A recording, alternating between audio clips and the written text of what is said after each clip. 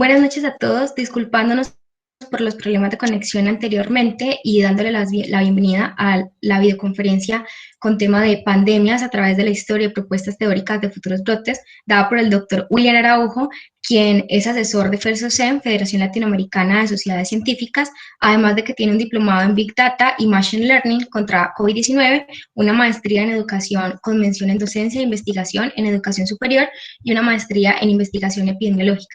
Recordándoles de que el link de asistencia va a estar puesto en el chat de YouTube al final y la palabra clave se podrá ver, la palabra clave también la pondremos en el chat de YouTube. Sin más que agregar y dándole la bienvenida y el agradecimiento al doctor, doctor, tiene la palabra. Listo, a ver. Bueno, muy buenas noches a todos. Muchas gracias por parte de la invitación, por parte de la sociedad científica. Bueno, tal como pueden evidenciar en la presentación, vamos a conversar de la epidemia a través de la historia. Vamos a ver a lo largo del desarrollo de la civilización humana cuáles han sido digamos, los eventos en temas de salud que han afectado a grandes poblaciones. Luego de eso vamos a conversar sobre algunos puntos respecto a qué es lo que nos depara el futuro en lo referente a futuros brotes epidémicos que podrían surgir, así como qué es lo que tiene pensado el mundo realizar desde el punto de vista político y científico para poder afrontar esos problemas. ¿Bien? Muy bien, entonces empezamos con una de las epidemias que se encuentran reportadas, que tienen constancia de reporte. Para ello tenemos que recordar un poquito lo que vendría a ser la parte de historia universal.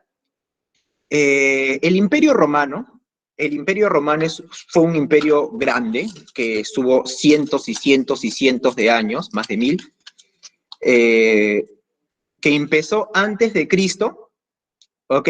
Y terminó en el año 1453 después de Cristo, cuando los turcos conquistaron Constantinopla. Resulta de que en el año 395 hubo una separación del Imperio Romano. Esa separación generó que tengamos el Imperio Romano de Occidente y el Imperio Romano de Oriente. El Imperio Romano de Occidente se desestabilizó, lo cual generó que en el año 476 caiga Roma, cae el Imperio Romano de Occidente. Este hecho se toma como un suceso importante para dar inicio a lo que nosotros conocemos como la Edad Media. Durante toda la Edad Media dominó el Imperio Romano de Oriente, o también conocido Imperio Bizantino. Este dominio, como se dan cuenta, fue desde el año 476 hasta 1453. Casi 1000 años dominó el Imperio Romano de Oriente. ¿Ok? Entonces, ¿qué sucedió en este tiempo? En este tiempo, por los años 500, mediados de los años 500 después de Cristo, el emperador Justiniano, ¿ya?, que es uno de los emperadores conocidos porque construyeron la actual Santa Sofía, dicho emperador enfrentó un problema sanitario grave. En el año 541 surgió una epidemia de peste. Bueno, hoy en día ya sabemos que la peste es producida por la Yersinia pestis, la cual se encuentran en las pulgas de las ratas, ¿no? Pero en ese momento no se sabía mucho, ¿no? Ni mucho, nada prácticamente, ¿no? Entonces, en dicho tiempo, Justiniano enfrentó ese problema sanitario. Tanto así fue el problema de que el mismo Justiniano cayó enfermo. En buena hora se recuperó. Mientras estuvo enfermo, hubo un momento en donde su esposa manejó el imperio, y luego de que se recuperó, Justiniano ya nuevamente él accedió al dominio. ¿Qué sucedió en este tiempo? Hubo demasiada cantidad de muertos. En dicho tiempo, la capital del Imperio Romano de Oriente, del Imperio Bizantino, es Constantinopla, donde actualmente está Estambul. Se reporta de que Constantinopla perdió el 40% de su población por la peste, murieron. Si nosotros hablamos también desde el punto de vista estadístico, si sacamos toda Europa, a la Europa de entonces, los historiadores reportan de que el 25% de la Europa de ese entonces murió. El 25% del Imperio Romano prácticamente falleció en dicho tiempo, ¿no? Y tanto así fue el impacto que el número de personas que se encontraban viviendo, perdón, el número de personas que murieron superaba el número de personas que en ese momento se encontraban como una población económicamente activa o laboral. Entonces fue una catástrofe. Fue una catástrofe reportada que tuvo sus brotes, ¿no? Cada cierto tiempo, como sabemos, toda epidemia tiene sus ciclos, ¿no? Ese ciclo nuevamente se repite en el año 767 y después en el año 1347. Como nos damos cuenta, en el momento en que Justiniano lo afrontó, fue en el año 541. También podemos ver acá una imagen de una pintura donde se ve a una paciente que está con la peste y el clásico bubón, la clásica manifestación clínica que se le presenta a las personas que enfermas por la peste, por la Yersinia pestis, ¿no? El bubón. Tengan en cuenta que en ese tiempo no se sabía de que la enfermedad era causada por una bacteria, por la Yersinia pestis. También tengan en cuenta de que en esos tiempos predominaba mucho el tema mágico religioso. O sea, la etiología hoy en día la conocemos, pero en ese tiempo las causas más que todo lo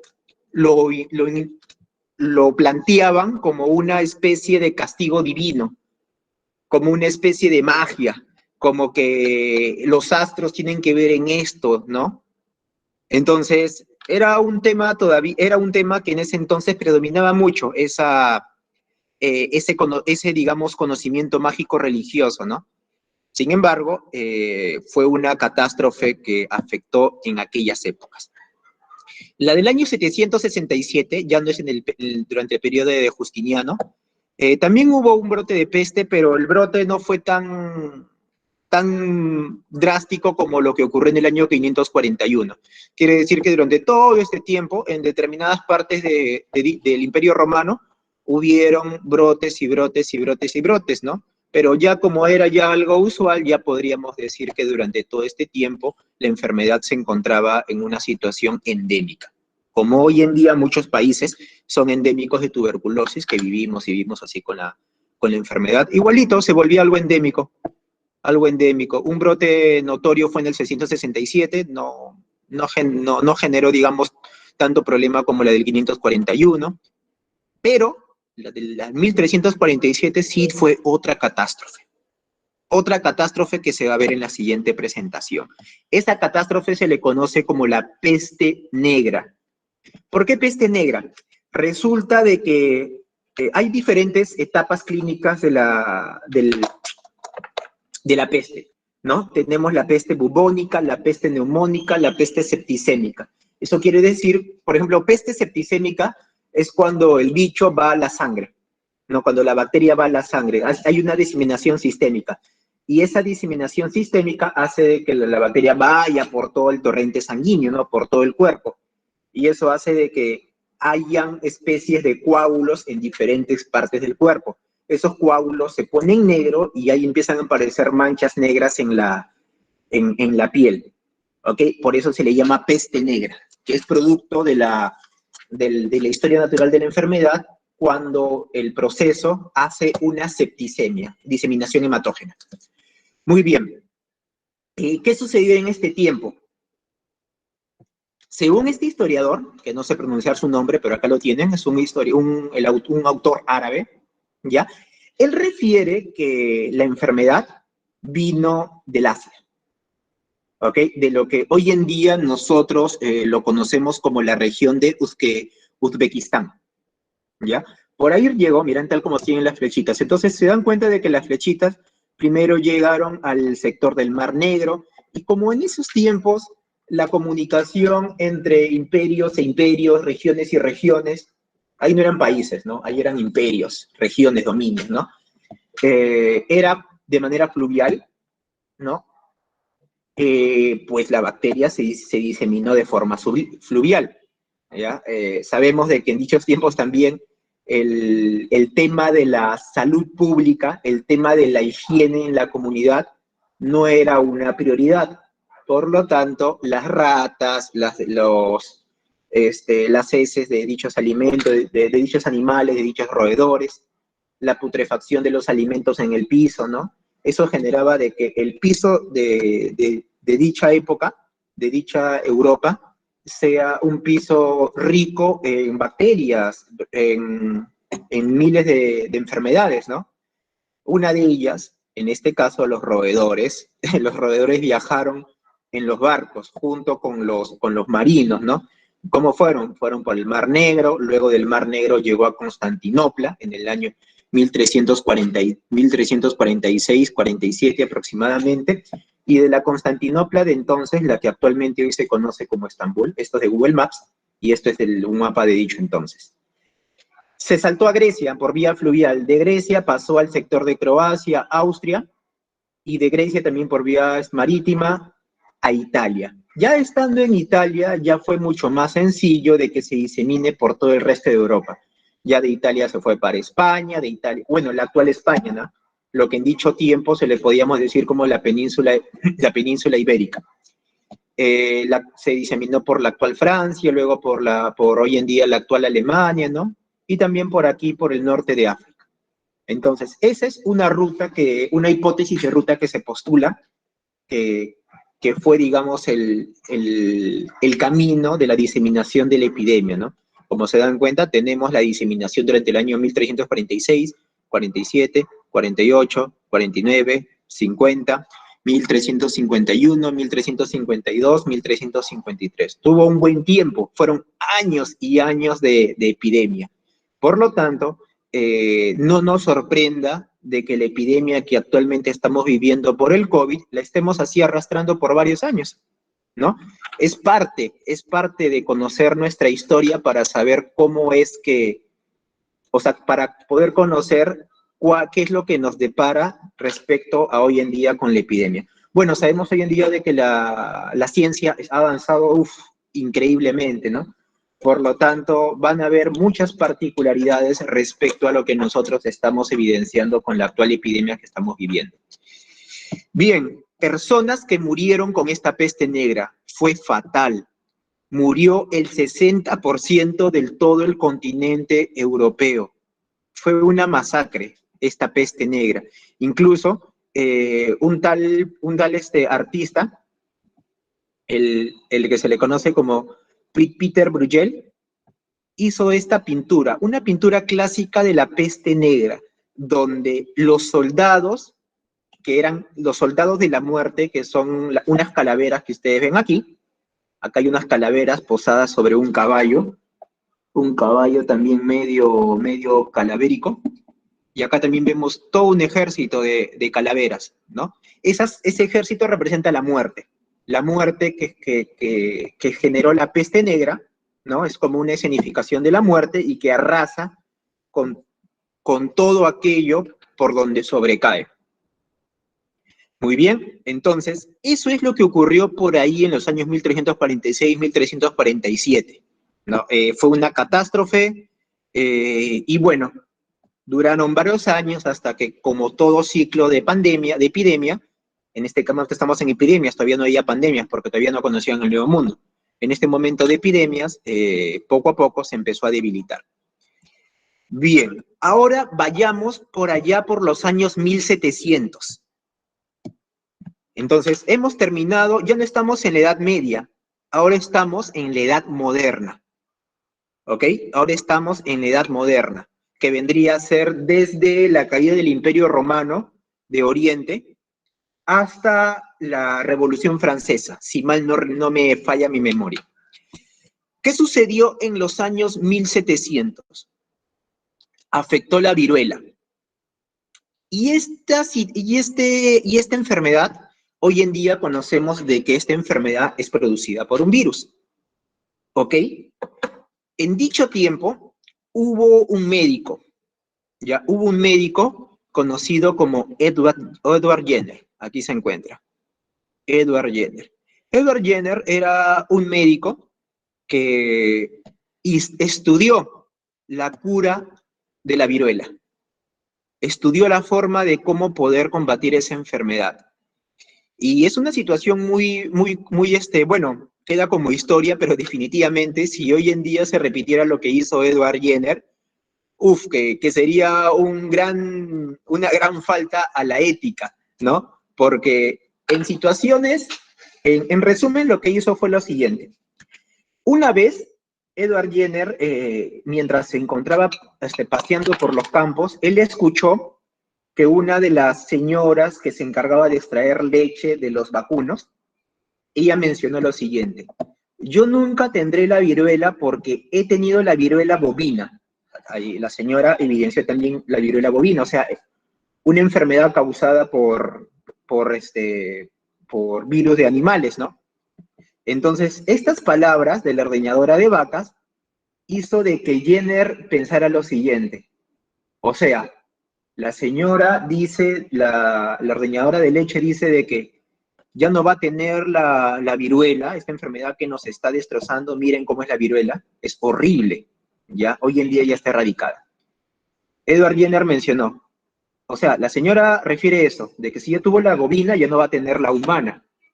Entonces, podría ser que las personas generen algún tipo, hoy en día ya sabemos que la palabra que se utiliza es inmunidad, algún tipo de inmunidad frente a esa enfermedad por una situación de memoria, y ahí viene el término de vacuna, porque vacuna es del vacuno, ¿no? Por eso es que salió el término de vacuna hoy en día.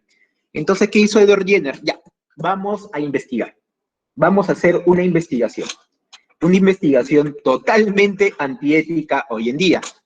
Para su entonces, todavía no estaba definitivamente regulado, todavía no había comité de éticas, ¿no?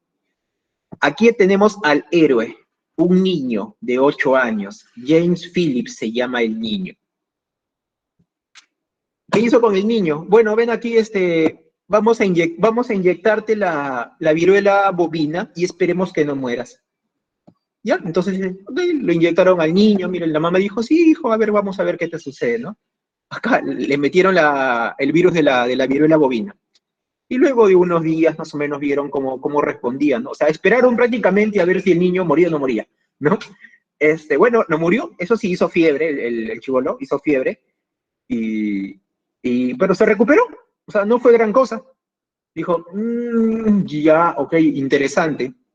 Ya, a ver, entonces ahora te voy a meter la viruela, ahora sí la viruela, la que mata, te voy a meter para ver si verdaderamente no mueres. Y eso fue lo que hizo Edward Jenner. Le metió la viruela humana al niño, ¿no?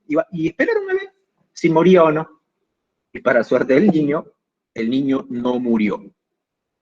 Eso quiere decir de que Edward Jenner había descubierto la vacuna con la viruela. Es la única enfermedad del mundo que se ha logrado erradicar con la vacuna. Esta vendría a ser la viruela, ¿ok? Entonces, tenemos un antecedente del funcionamiento de las vacunas.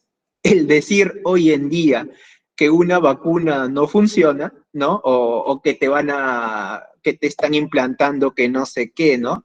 Es prácticamente como regresar a la mentalidad de la Edad Media, ¿no? O sea, para que vean qué tan involucionada se encuentra la educación de algunas personas que no han recibido su educación para pensar hoy en día de que la vacuna no es beneficiosa, ¿no? O sea, totalmente falta de educación y de cultura. Pero bueno, entonces, esta es la primera vacuna. Esta es la primera vacuna en la historia que se obtuvo contra la lucha de esta enfermedad. Y fue Edward Jenner quien lo probó científicamente. Como datos históricos, esta enfermedad se calcula que su tasa de mortalidad fue del 30% aproximadamente, que murieron 300 millones de personas durante todo el siglo XX. ¿ok? El siglo XX ya estamos hablando de 1900. Recordemos que esta enfermedad, si bien fue registrada como epidemia por allá por los años 1700, ¿ya? Esta enfermedad afectó a diferentes partes en el mundo, ¿no?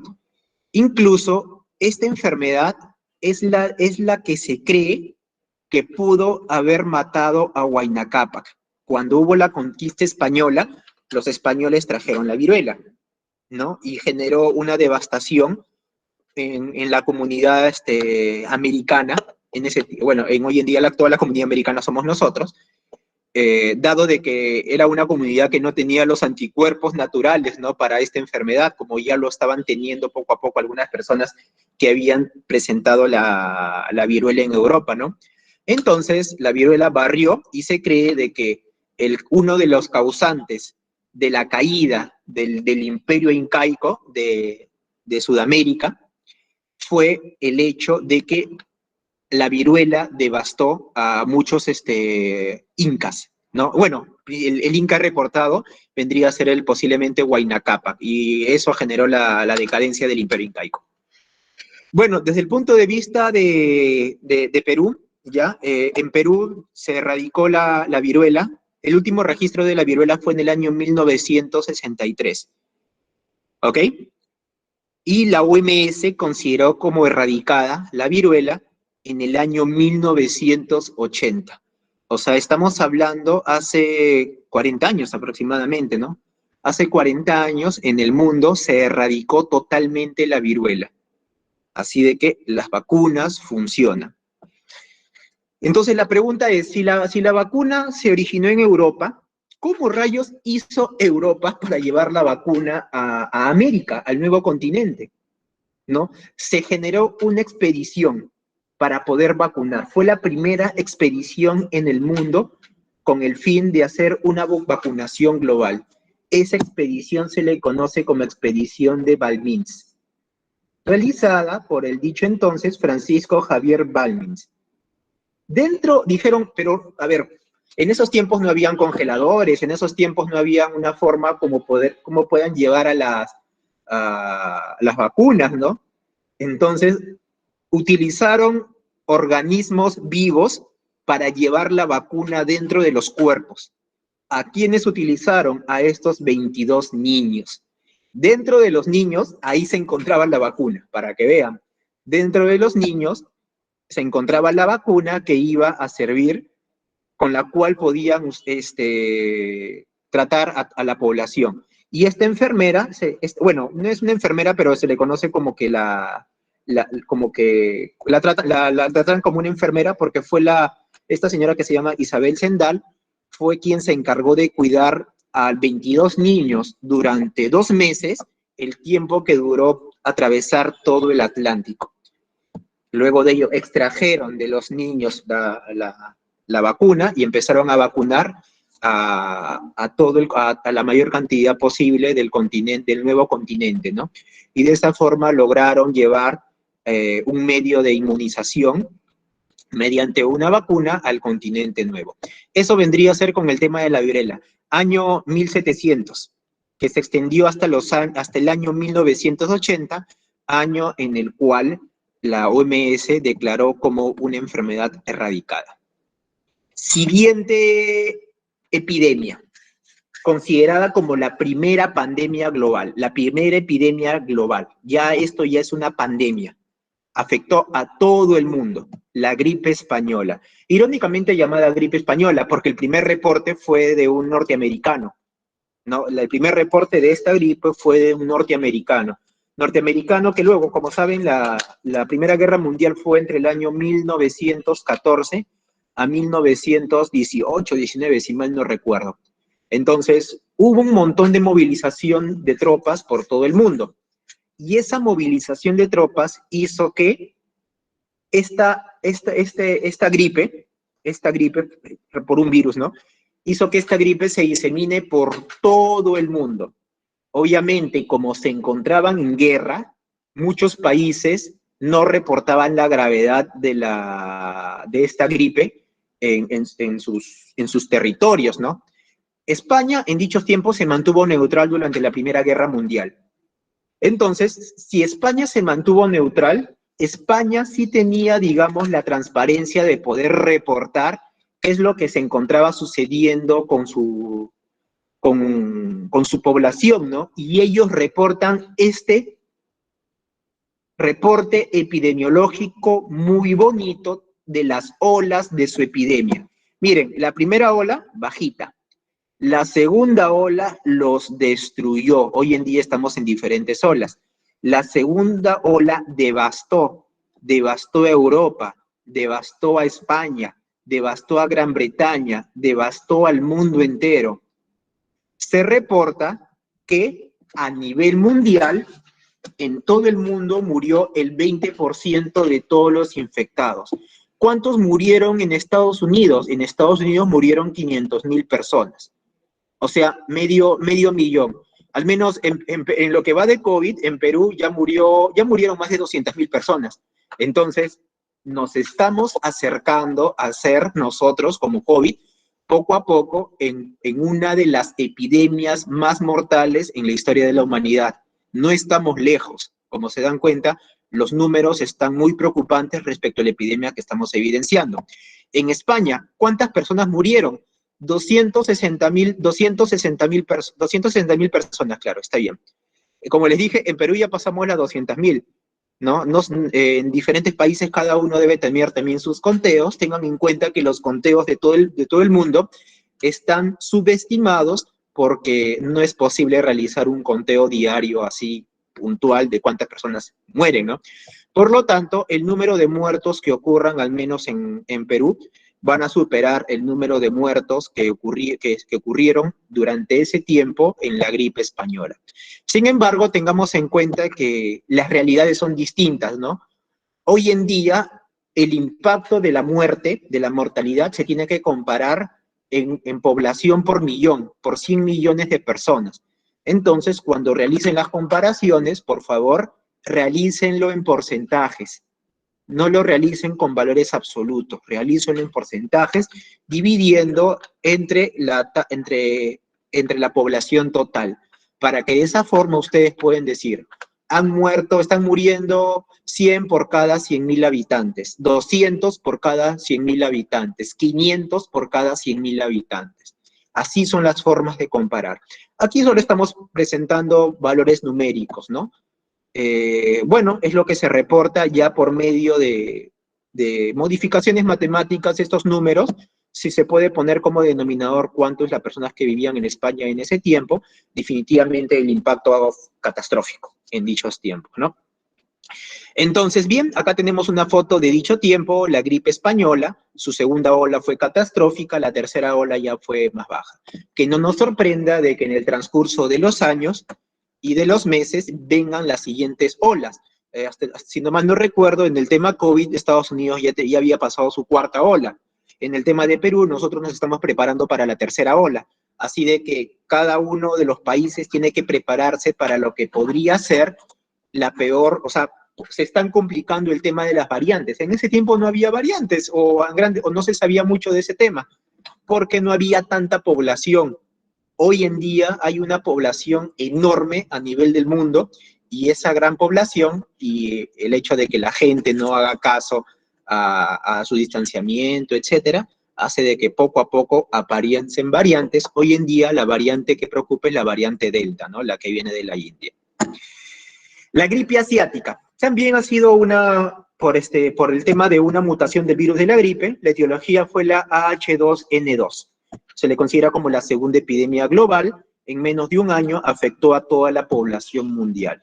Comparado con COVID, nosotros, en tema COVID, en menos de un año afectó también a todo el mundo. A todo el mundo afectó en el tema de COVID. Ocurrió durante los años 1957 y 1958. Se calcula que en todo el mundo murieron más de 1 millón de personas por esta variante de la gripe, la H2N2. Hoy en día ya tenemos un aproximado de 4 millones de muertos por el tema COVID. Ya superamos el millón de la gripe asiática del año 1958. Gripe de Hong Kong, también se estima que murieron 1 millón de personas. ¿Ok? Ocurrió en el año, uy, acá le puse 1068. Ocurrió en el año 1968. Aquí es 1968. Ocurrió en ese tiempo la gripe de Hong Kong. Siguiente pandemia, la pandemia, la epidemia del VIH, la que ocurrió, y bueno, la que actualmente todavía seguimos confrontando, ¿no? Esta epidemia fue reportada por allá por inicio de los años 80, genera una disminución de linfocitos. Hoy en día ya está muy bien manejado con el tratamiento antirretroviral, y hoy en día también ya se está viendo el tema de la vacuna contra el VIH, están en investigación.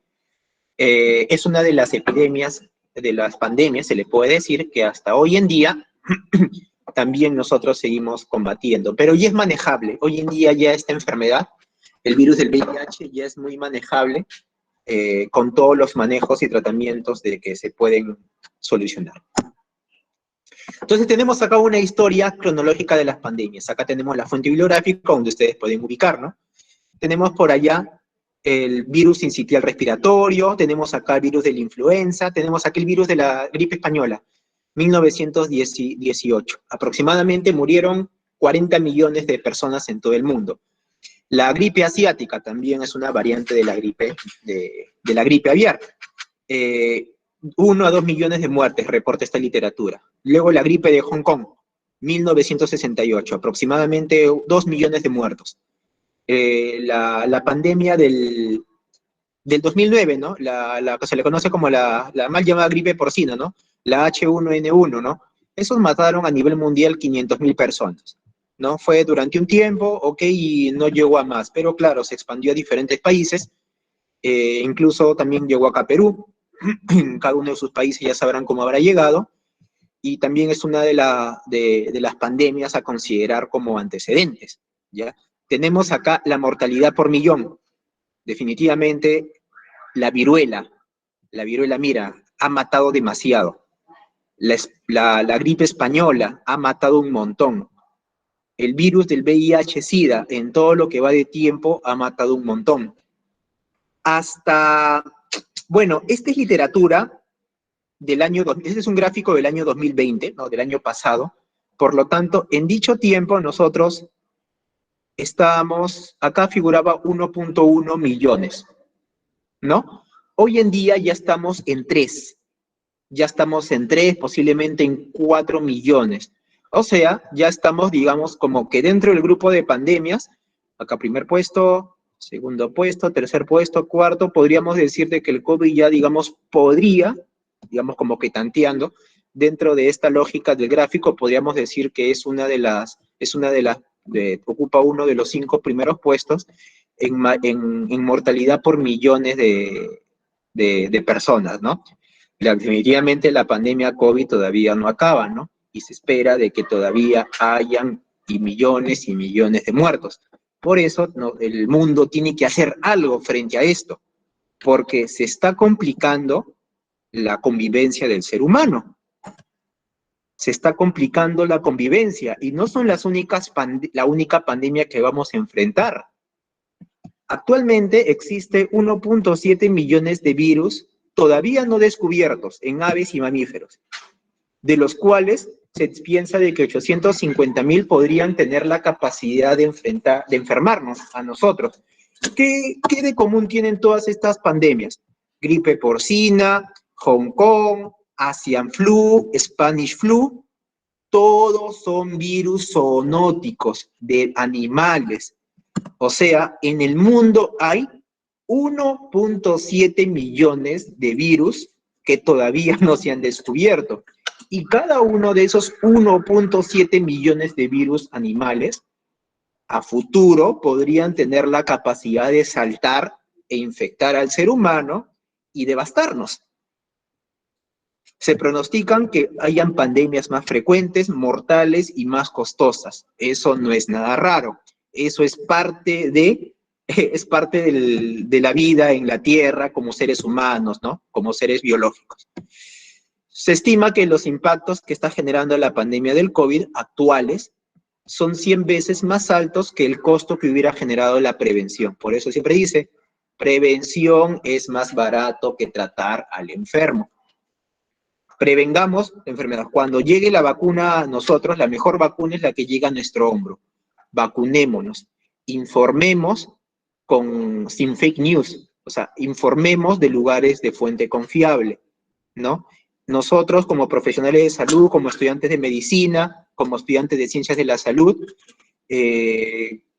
conversen con sus familiares, con sus conocidos, no, sigamos nosotros realizando difusión de lo bueno que son las vacunas, porque la subsistencia del ser humano se puede complicar a tal punto de que no sería raro de que dentro de un par de años el ser humano pueda, digamos, entrar en peligro de extinción. ¿Qué es lo que está haciendo el mundo con esto? Ahorita voy a arreglar estas presentaciones. Hoy en día, ya, ¿qué dice la política frente a las pandemias? Hace poco ha habido una reunión de grandes potencias a nivel mundial. Miren, acá tenemos al primer ministro de Gran Bretaña, Inglaterra, ¿no? El que permitió que toda su población se infecte naturalmente. Él también se infectó y se arrepintió y dijo, esta enfermedad es mala, ¿ok? Tenemos que hacer algo. Y ahora, junto con otros jefes de Estado a nivel internacional, ha planteado una propuesta de un tratado contra futuras pandemias. ¿Qué es lo que se reporta en dicha reunión que hicieron hace un par de semanas?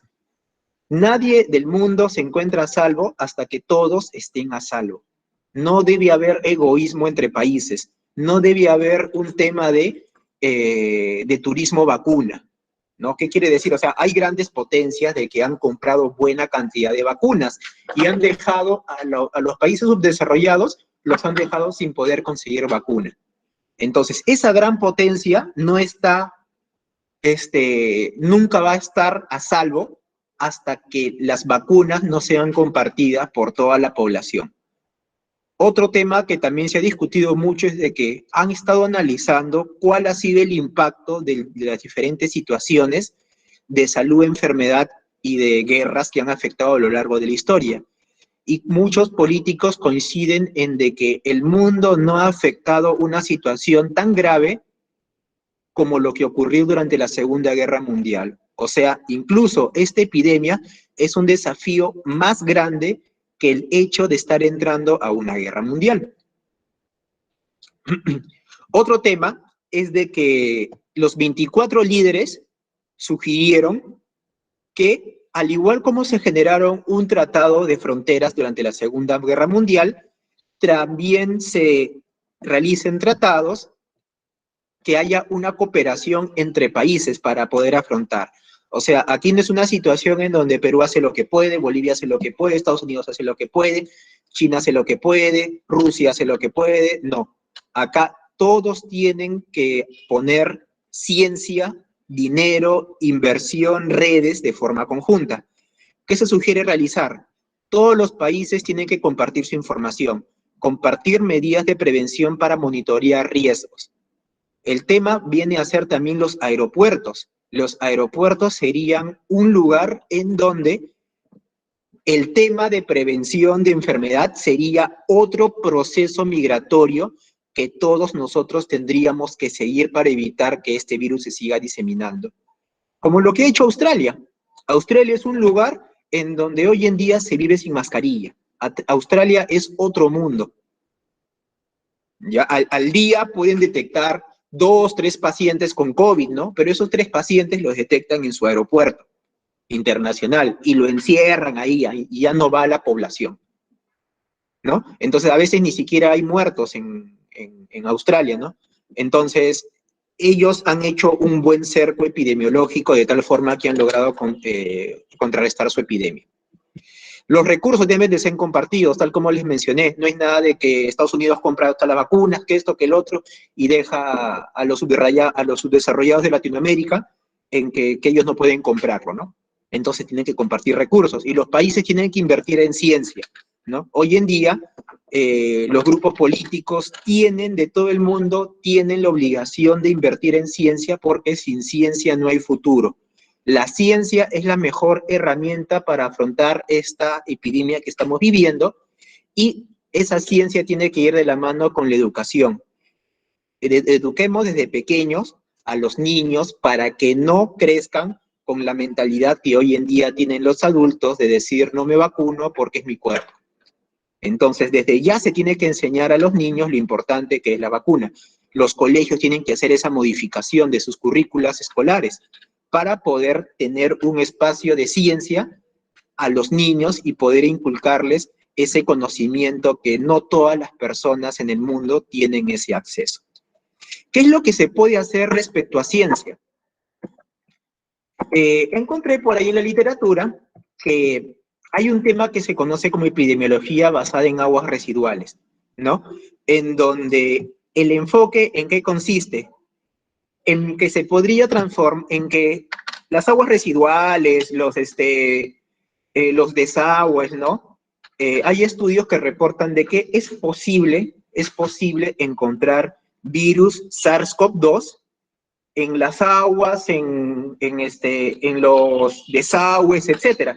Obviamente son virus SARS-CoV-2 inviables, ¿no? Que no contagian, ¿no? Totalmente el virus está inactivado, pero se pueden encontrar partículas, ¿no? Entonces, si se hace un seguimiento epidemiológico de los tipos de partículas zoonóticas en el agua que tienen la potencial capacidad de poder mutar y saltar a ser humano, podría ser una estrategia interesante reportado en la literatura, tal como le vemos acá. Incluso hay un antecedente de estudio de aguas residuales en Cryptosporium, en protozoarios, en Giardia, en enterococo, enterocitos, ¿no? Genotipificación de aguas residuales en el año 2012. Hay estudios del 2020, producto también del tema del COVID, del 2019 también, ¿no? Entonces, esto de acá, digamos, si bien respecto a esta investigaciones, hay una que otra investigación, pero es lo que les presento ahora, que es lo que he encontrado y que me pareció interesante respecto a lo que se podría realizar como una epidemiología, como una especie de vigilancia usando aguas residuales, ¿no? Y acá se encuentra el proceso. El agua lo dejan por 24 horas, le hacen exámenes bioquímicos, exámenes de laboratorio, etcétera. Se calcula la población que puede consumir este tipo de aguas, en dónde se consumen ese tipo de aguas, y luego de ahí se hace el seguimiento a la población, ¿no? Entonces ya son temas científicos que de verdad nada de esto se va a poder realizar si es que no hay inversión de ciencia por cada uno de los países, ¿no? Entonces, eso es lo que les quería presentar respecto a una historia de cómo han sido las epidemias y pandemias a lo largo de la historia, políticas que actualmente están haciendo los países frente al COVID, ideas de investigación que podrían surgir, que se necesitaría también inversión científica, y bueno, como sabemos, hay situaciones que hoy en día no se van a repetir, ¿no? O sea, hoy en día, ¿quién va a probar en tal persona? A ver, te meto COVID, haz COVID severo y voy a ver si el COVID severo logras revertirlo, ¿no? O sea, tenemos héroes que han sido submencionados, ¿no? Acá tenemos el pequeño niñito en el cual se le puso la vacuna, y acá tenemos al héroe de la historia, la ratita, ¿no? Ya algunos entenderán por qué. Bien, eso sería todo. No sé si tienen alguna consulta, alguna pregunta al respecto. Muchas gracias por su atención.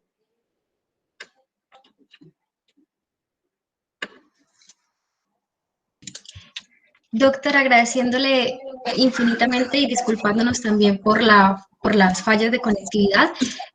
Pues como esto está grabado, no tendremos preguntas actualmente, pero si en el transcurso de que subamos la grabación existe alguna duda, alguna pregunta, pues le estaremos informando, agradeciéndole siempre su predisposición para ayudarnos a entender y aprender muchísimo más en nuestro nivel profesional. Listo, también un gusto. Entonces, que pasen muy buen día. Hasta luego. Hasta luego, doctor. Mil gracias. Gracias a todos por haber estado presentes y haber observado esta videoconferencia.